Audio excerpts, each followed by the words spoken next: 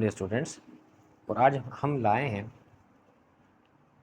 Class first year का chapter 3 का lecture 2, जिसमें हम डिस्कस करेंगे न्यूटन के सेकंड लॉ। ठीक है, न्यूटन भाई के सेकंड लॉ को, न्यूटन भाई का सेकंड लॉ, न्यूटन भाई का थर्ड लॉ, फलाना फलाना एंड सो ऑन। देखो यार, सबसे पहले तो मुझे पता है कि आप लोगों को कुछ याद होता नहीं है, तो इसलिए रिवाइज करवाएं कि न्यूटन के फर्स्ट लॉ में हमने न्यूटन का जो फर्स्ट लॉ है, न्यूटन फर्स्ट लॉ है, उसमें हमने डिस्कस किया था फोर्स की नेचर को। ठीक है, तो हमने कहा कि न्यूटन के फर्स्ट लॉ में हम फोर्स की क्वालिटी मीन्स क्वालिटेटिव, कौन सी? क्वालिटेटिव। स्पेलिंग मिस्टेक हो तो ज़रा माफ़ कीजिएगा। नेचर को डिफाइन करते हैं, मतलब फोर्स की नेचर डिफाइन करना, उसकी क्वालिटी है, ये उसकी एक एबिलिटी है कि वो स्टेट चेंज करती है, रेस्ट से मोशन में या फिर मोशन से रेस्ट में ले आती है। अब अगर हम न्यूटन के सेकंड लॉ की बात करें तो न्यूटन का सेकंड लॉ हमें न्यूटन अंकल ने इतना बता दिया कि अगर आप किसी ऑब्जेक्ट पर फोर्स लगाते हो तो भाई एक फार्मूला मैं आपको दे रहा हूँ और उस फार्मूले से आप फोर्स को मेजर कर सकते हो।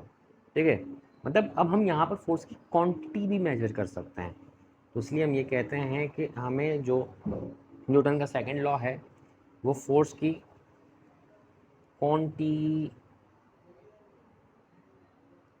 नेचर को डिफाइन करता है। ठीक है, फोर्स की क्वांटिटेटिव नेचर को डिफाइन करता है। किसको डिफाइन करता है? क्वांटिटेटिव, मतलब हम फोर्स को मेजर कर सकते हैं। फोर्स को हम क्या कर सकते हैं? मेजर कर सकते हैं। देखिए, एक कॉन्सेप्ट मैं आपको ज़रा इसके अंदर बताऊँ, क्योंकि मेरा शुरू से ही रहा है कि भाई कॉन्सेप्चुअल स्टडी किया करो, ये इधर उधर जाकर जो है ना रट्टे मत मारा करो। अगर रट्टे मारने हुआ करें तो बुक्स में बहुत सारी लाइन्स हैं रट्टे मारने के लिए, तो कोचिंग सेंटर जाने की ज़रूरत नहीं है रट्टे मारने के लिए। देखो, फोर्स दो तरह की होती है। फोर्स कितने तरह की होती है? दो तरह की होती है। पहली जो फोर्स होती है वो होती है बैलेंस्ड फोर्स, और जो दूसरी फोर्स होती है वो होती है अनबैलेंस्ड फोर्स। क्या होती है? वो होती है अनबैलेंस्ड फोर्स।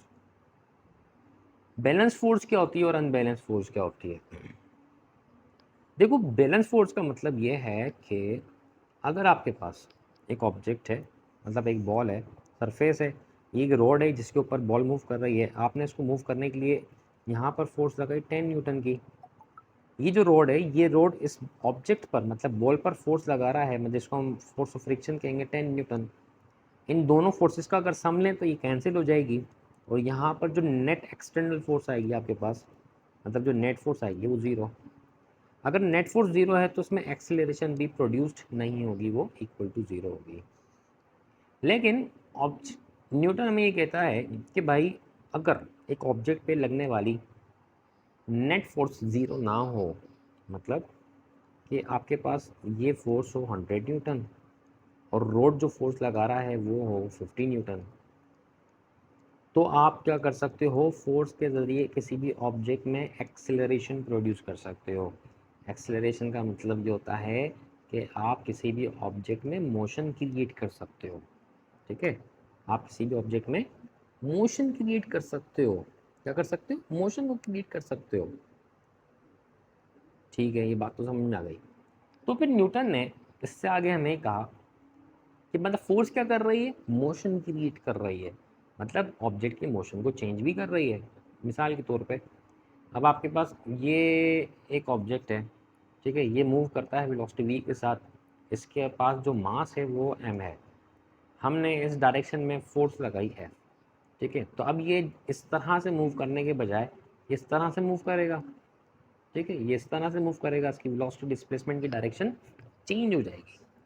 देखो, ये बात हमें पता है कि जब मोमेंटम हम लिखते हैं तो m इंटू वी लिखते हैं, जब वेलोसिटी चेंज होगी तो लाजमी सी बात है मोमेंटम भी चेंज होगा, और मोमेंटम को चेंज होने में कुछ टाइम लगेगा। यही तो हमें न्यूटन का सेकंड लॉ बताता है। न्यूटन के सेकंड लॉ की जो स्टेटमेंट है ना, वो है ही यही।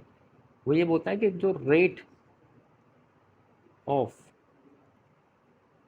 Change in linear momentum known as force. ये तो बोला उसने, नोन एज फोर्स। फोर्स क्या है उसने बता दिया हमें, उसने हमें बता दिया, उसने भाई ये बता दिया है कि जो फोर्स, जब किसी ऑब्जेक्ट पे फोर्स लगती है तो उसका मोमेंटम चेंज होता है।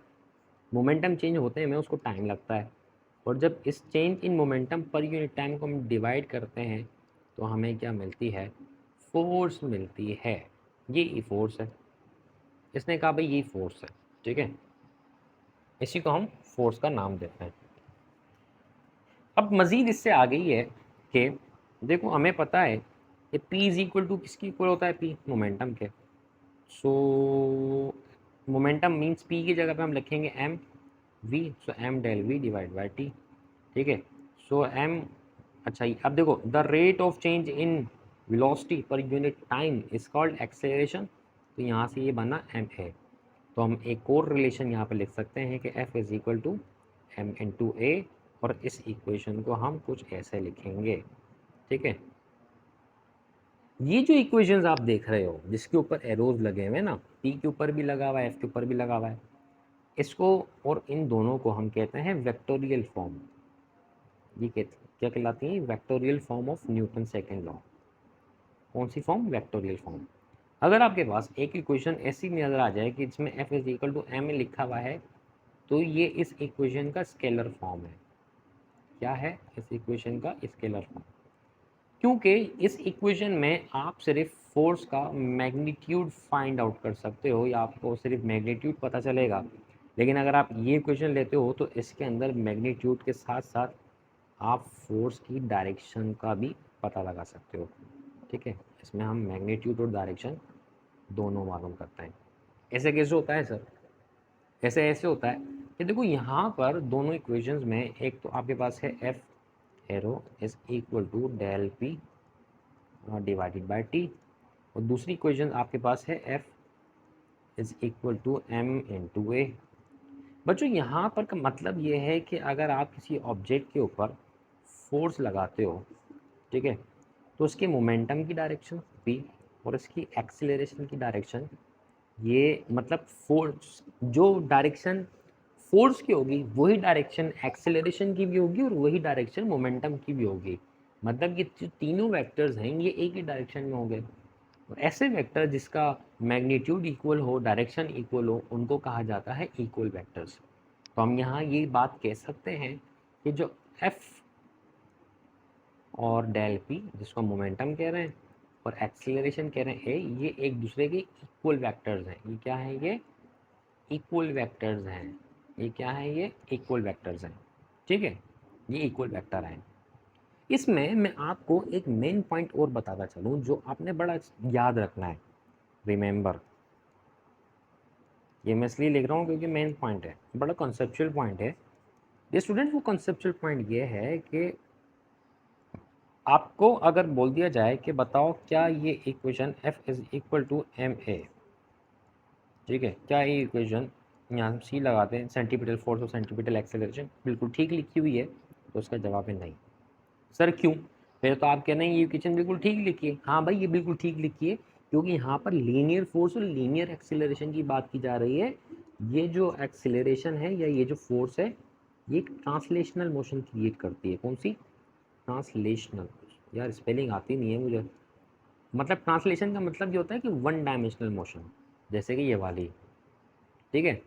अब अगर आपके पास अब अगर आपके पास आप फोर्स इस डायरेक्शन में लगाओगे, आपका जो ऑब्जेक्ट है वो सर्कुलर पाथ में मूव करने लग जाए, तो आपकी जो सेंटीपिटल एक्सेल जो आपकी जो सेंटीपिटल फोर्स होगी अब वो इस डायरेक्शन में होगी, और जो टेंजेंशियल एक्सेलरेशन है जिसको हम कह रहे हैं वो इस डायरेक्शन में होगी, ठीक है। अब स्टूडेंट्स यहाँ पर जो फोर्स है और ये जो टेंजेंशियल एक्सेलरेशन है ये एक दूसरे के परपेंडिकुलर हैं, ये एक दूसरे के इक्वल नहीं है। तो इसलिए हम यहाँ पर देखो यहाँ पर इक्वल लगा हुआ है, इसलिए हम ये कहते हैं कि ये इक्वेशन आपकी गलत लिखी हुई है, क्योंकि यहाँ पर एक्सेलरेशन की डायरेक्शन कुछ और है और फोर्स की डायरेक्शन कुछ और है। आप ये एरो जब लगा सकते हो, ठीक है, तो ये इक्वेशन आपकी हो गई रोटेशनल मोशन की। कौन सी, या आपके पास सर्कुलर मोशन या फिर रोटेशनल मोशन हो गया ना। तो ये एरो आप जब लगा सकते हो जब आप लीनियर या ट्रांसलेशनल मोशन के बारे में बात कर रहे हो। हमारे पास जो दूसरी इक्वेशन आई, उसका हम f is equal to M A कह रहे हैं, देखो इससे हमें दो रिलेशंस मिलते हैं। एक, अगर हम ये इक्वेशन लिखेंगे a is equal to M या मल्टीप्लाई वहाँ अगर उस तरफ डिवाइड होगा, so f divided by m, ठीक है। ये तीसरी इक्वेशन हमें मिली इसी लॉ में। इसमें ये कहता है कि जो एक्सेलरेशन है वो फोर्स के डायरेक्टली प्रोपोर्शनल है, जो एक्सेलरेशन है वो ऑब्जेक्ट के मास के इन्वर्सली प्रोपोर्शनल होती है। मतलब जितनी ज़्यादा फोर्स आप किसी ऑब्जेक्ट पे लगाओगे उतनी ही ज़्यादा एक्सेलरेशन होगी, और ऑब्जेक्ट का अगर मास ज़्यादा है तो एक्सेलरेशन कम प्रोड्यूस होगी, ठीक है। मिसाल के तौर पे आपके पास एक ऑब्जेक्ट है इतना बड़ा और एक ऑब्जेक्ट है इतना बड़ा, आप इसके ऊपर फोर्स लगा रहे हो, 10 न्यूटन, ठीक है। इसमें एक्सेलरेशन हो रही है 10 न्यूटन। अब आप इसके ऊपर फोर्स लगा रहे हो 10 न्यूटन। अब देखो मास ज़्यादा होने की वजह से क्या इसमें अभी भी एक्सेलरेशन 10 न्यूटन ही होगी? तो उसका जवाब है नहीं।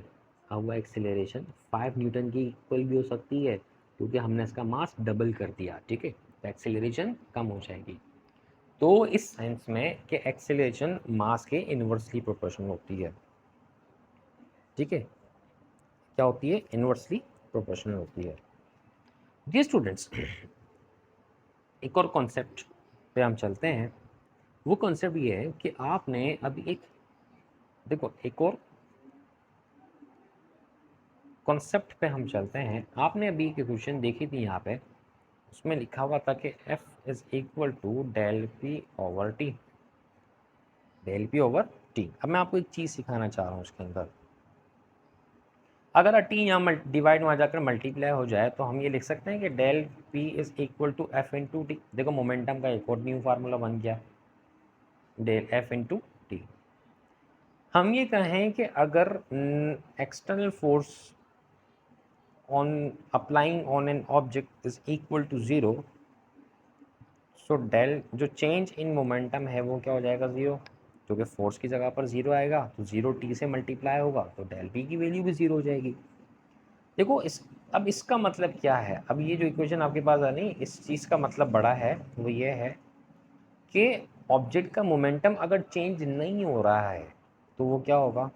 कांस्टेंट होगा। कांस्टेंट होगा।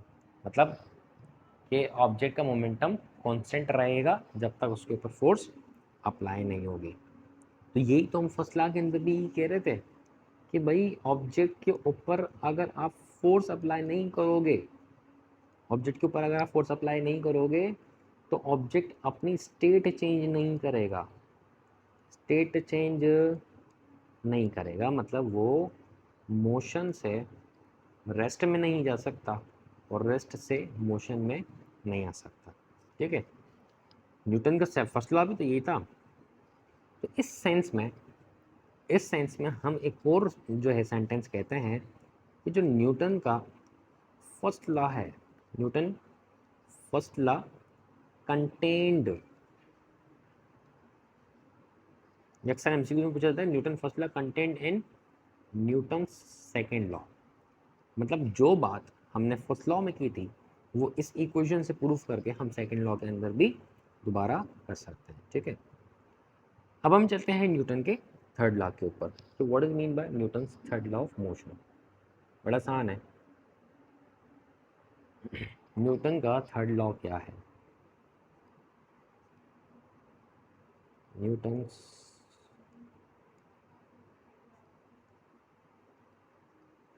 Third law of motion.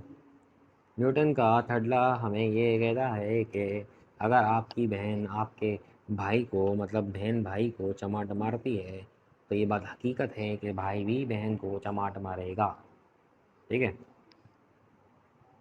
अच्छा, ये क्या करता है? न्यूटन का जो थर्ड लॉ है ना, ये डिस्क्राइब करता है, ये डिस्क्राइब्स द रिलेशन, रिलेशनशिप के नाम पे हंसी आ रही है। रिलेशनशिप बिटवीन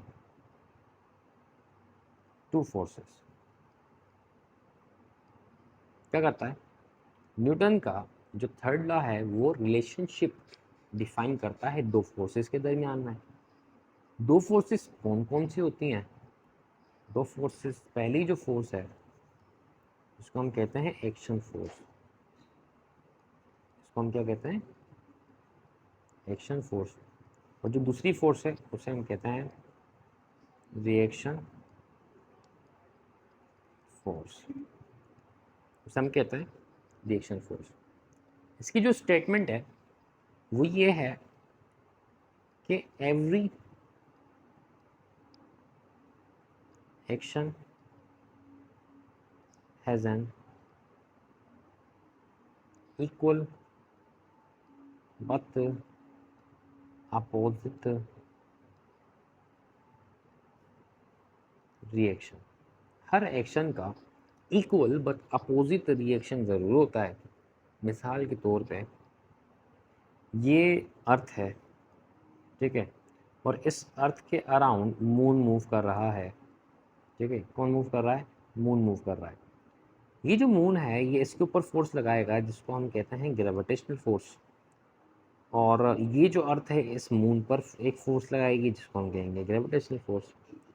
अच्छा, सर्कुलर पाथ पर मूव करने के लिए मून की जो ग्रेविटेशनल फोर्स है कन्वर्ट हो जाती है इसकी सेंट्रीपिटल फोर्स में। तो हम यहाँ कहते हैं कि यहाँ पर जो ग्रेविटेशनल फोर्स है वो इक्वल होती है सेंट्रीपिटल के, और यही वजह है कि यहाँ पर मून रिवॉल्व अपने ऑर्बिट के ऊपर मुसलसल कर रहा है, ठीक है।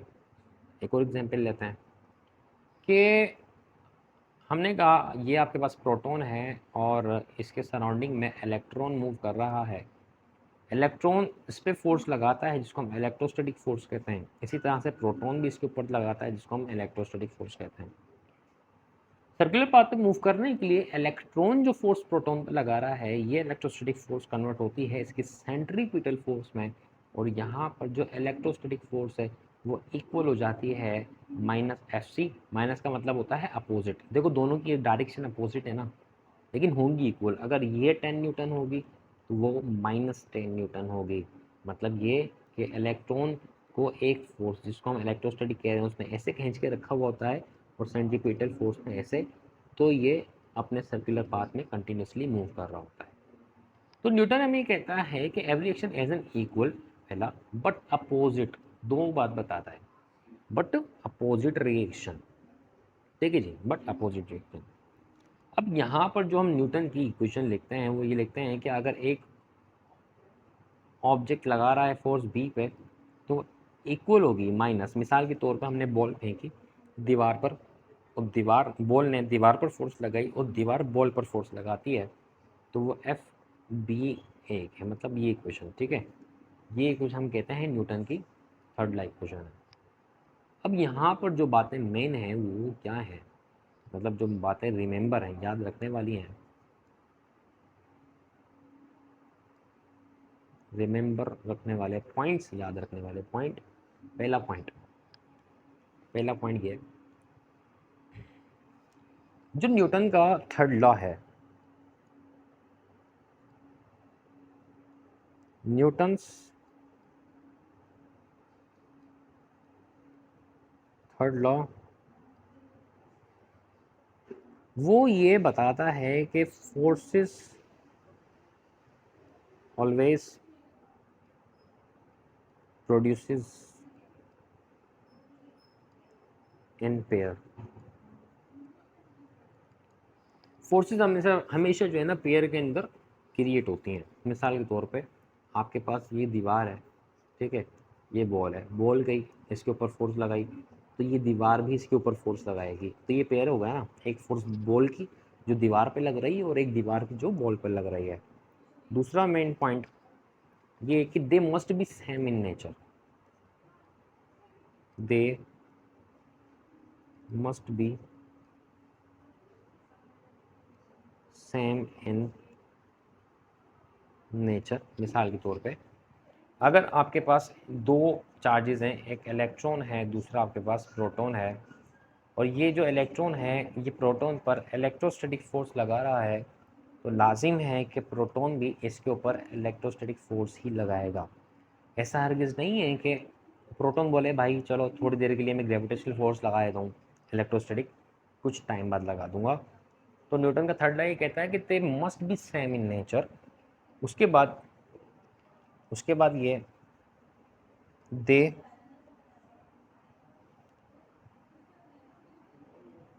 should exert on different objects।